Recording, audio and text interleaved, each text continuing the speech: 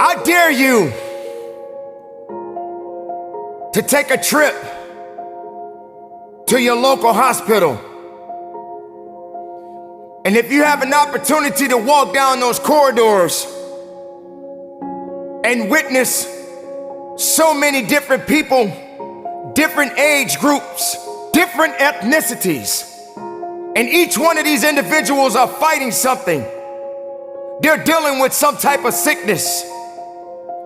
And some of these sicknesses, they may not be able to recover from.